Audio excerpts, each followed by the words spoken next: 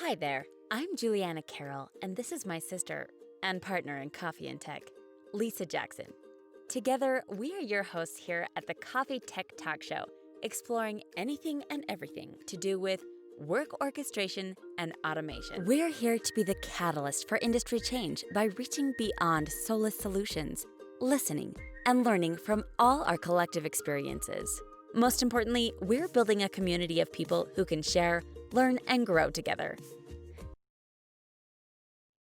Good afternoon, everyone. My name is Lee Jackson, and we are back for the next episode. We have a special guest for you today. I have my coffee. We're ready and set to go. I'm here, as always, with my sister, Juliana Carroll, and we're going to be introducing a very special guest. Thank you for joining us, Ron Gray. I'll let you introduce yourself. So tell us what you do and, how long you've been in it. So I've been in tech for 30 years. I started in software houses, app dev, mainframes, and then moved up through the levels. Went into banking, went into Swiss Bank, UBS for 10 years, Merrill Lynch, Bank of America for 10 years. And now I'm in a consultancy company. Where I run one of the practices around real change, so really changing enterprises, moving beyond the last 30 years into how things really should work. 30 years. 30 years. Long time, so you were 12 years old when you started. very, Thanks for reminding us that. You're very, very kind. And it's interesting because some things have changed. A lot of stuff hasn't changed in workflow. Things are still very efficient. But we've come to the pivot point where things like AWS and other things actually do offer a chance for change. Yeah. And people need to know what actually can change. And enterprises just don't have it at the moment. They don't get it. They still spend billions of dollars and waste 70-80% of the money. So obviously you have this accent, and it's not an American accent. Where are you from, and when did you come to the States? Yeah, well, I live in Jacksonville Beach now. Nice. But don't be fooled by that. So I originally came from the south of England. Okay. And worked in London for 20 years. But I've worked on and off in the US for 25 years. Okay.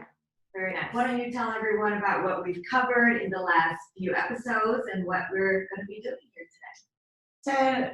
So we started this thing, as we discussed earlier, so that we can build a community of like-minded people about work, right? And we started out with workflow orchestration because people is about work and how we orchestrate and then, and we automate and make work better, faster, cheaper. So, and we laid out the foundations, and this is probably our 7th show now. And we're just going to converse about your experiences at work, and later on, maybe if you have some tips to share with upcoming people that are joining the workforce. So, Great. So we're going to jump into the questions, right? And obviously it's about work orchestration. And why don't you tell us, what does work mean to you? How do you define work? Work is all the things around the few things that need to actually get achieved. Let's talk about that. Let's talk about the 75 hours of meetings for the one client presentation. That's the work to get to the result, the outcome. And if you look in workflows, the actual work is a tiny amount of the things that happen. There's the orchestration, the dwell time between stages, the multiple approvals that need to happen between different things. So work is all the stuff around the actual productive things that need to happen. And the whole point is trying to get to the productive bits without all the stuff around. That is a very good explanation. I like that. That's true, because in my industry, in the events industry, there's so much planning to get to that day, the day of the show, the trade show. I mean, we plan, anywhere from 4 weeks to sometimes 12 months, right? Depending on the size of the project. And it's a lot of work. Yeah. Awesome. Did you want to add to that? No. I agree, totally. Yeah. So what are the symptoms of good work or a job well done to you? In terms of personal, work is done by people in most cases. We're talking about work around people rather than machine work. We can't work out whether a processor is efficient. That's pretty standard and scientific. Okay. Good work, people are proud of their work. Good work actually makes a difference to the end service, to the customer service. If you're in hotels, it's about the person going, wow, that was a great experience. If it was in invoicing, it's around accuracy, it's around timeliness. So good work is always the outcome for the person paying the bill, the end user or the consumer of the business. The receiver, as I call them. Yeah. Yeah. So how many people that work in your group that's under you? Like how many people do you manage? Now I only manage about 40. I used to manage about 400 when I was in banking. 400 to 40? You said 40? Yeah. Okay. And each of those people are really senior consultants. So we're working with the biggest firms in the world, the big corporates, the big multinational, big banks, the big healthcare companies. Rob and I used to work where we were the doer, right? We were the caretaker and operations, and when we do innovation, we were the one that, set the vision, the roadmap, the planning, and execution. Now Rob is a consultant, advisory to the bigwigs. Yeah. That's why we went from 400 people in Dura to 40 thinkers, senior thinkers. And it's about being a consultant, and some, your customers and people watching this will be in the doing roles in companies, the buying side, and some will be in the providing. In both cases, it's about working out for work where to apply force. So everybody, even the biggest firms, even the Pentagon has limited resources. Sure. And it's working out where do I apply force and how much force do I need to apply to make a change. Right. And the problem is people tend to do that without thinking about what change they might make. We'll talk about that in a bit. We'll talk about what change do I actually need to make and why. So before we go to the next question about change, why don't we talk about, I'd love to hear a little bit about when you were managing 400 people. That's a lot of people, right? So that's a lot of talent and a lot of personalities. What was the culture like? Like, how did you lead at that time? The culture has to be one of understanding the end user, always the end user in mind. So what's the experience I get in terms of the production support, or it could be development, it could be BA.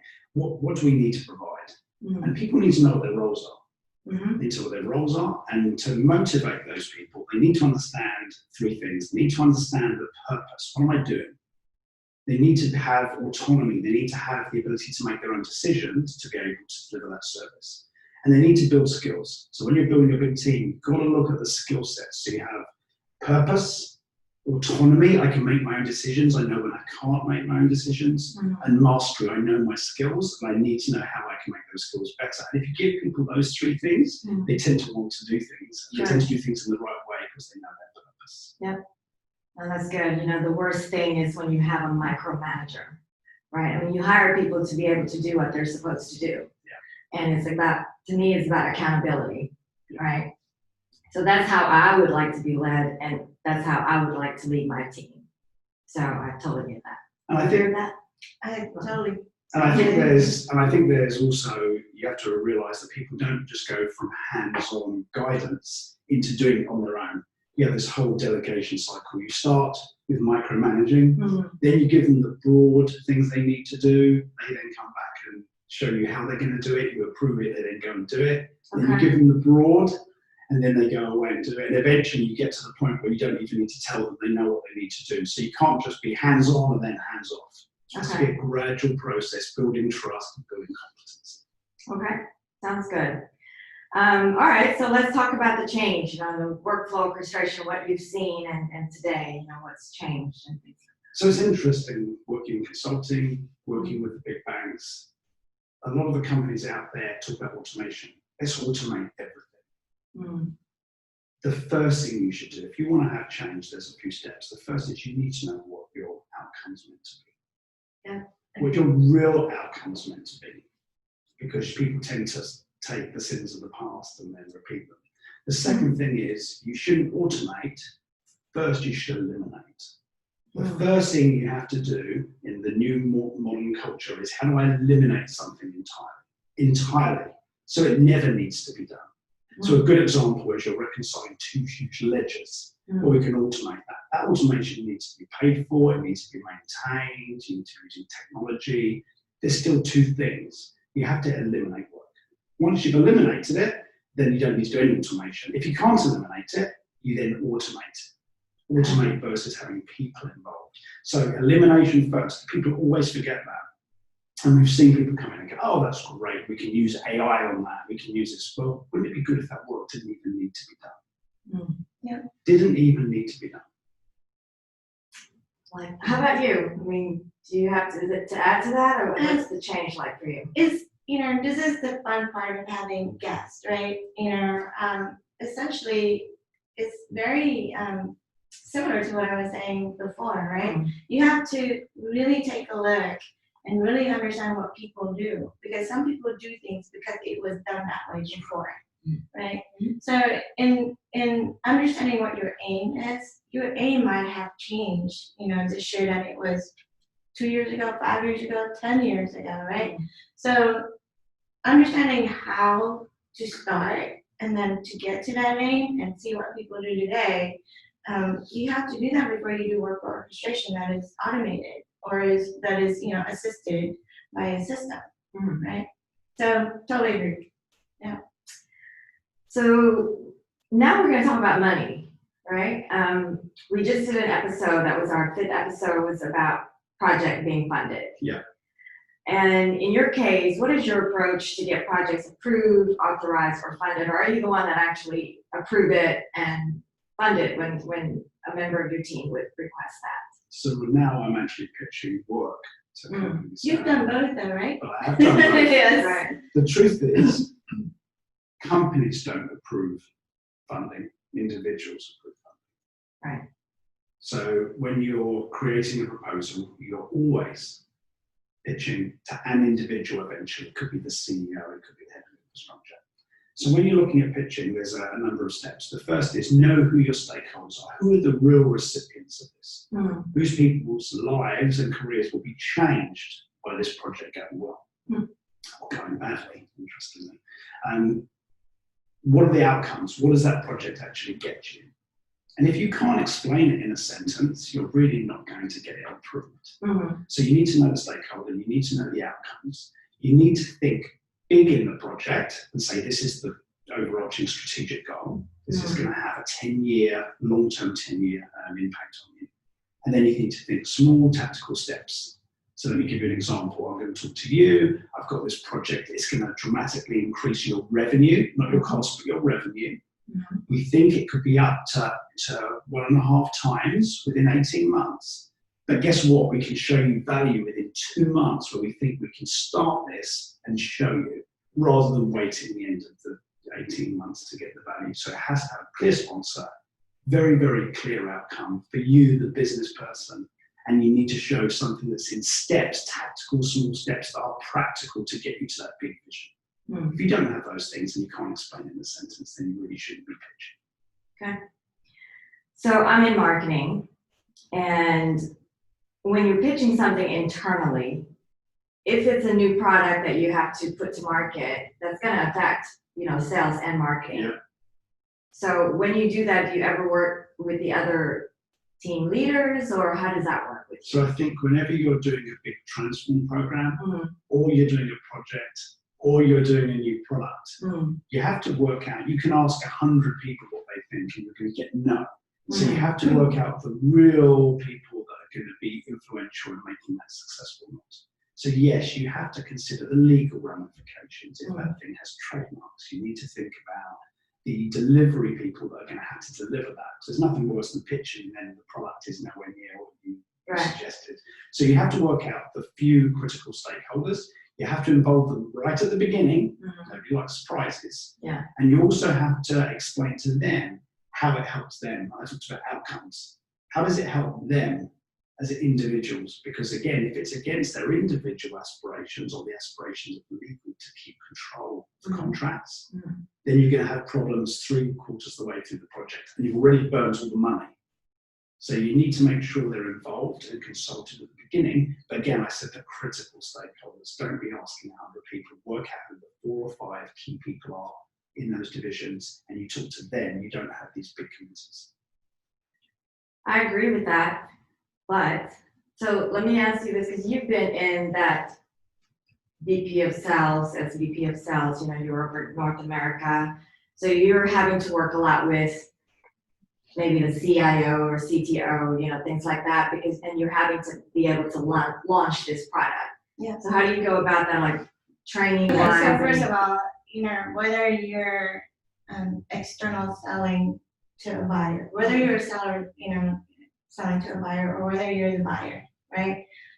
No exchange will happen without funds, and no funds will be generated without a budget owner, and no budget owner will have that budget unless they have a vision. Yeah. So there's 3 ways to get funds. One is with a vision. Somebody's wanting to change, transform, get better. So in our world, we call it investment funds.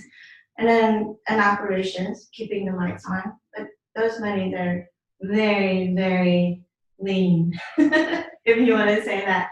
And then there's regulatory compliance, right? So, so you have to know what you're pitching and to whom, and what is the purpose of what the buyer is going to buy.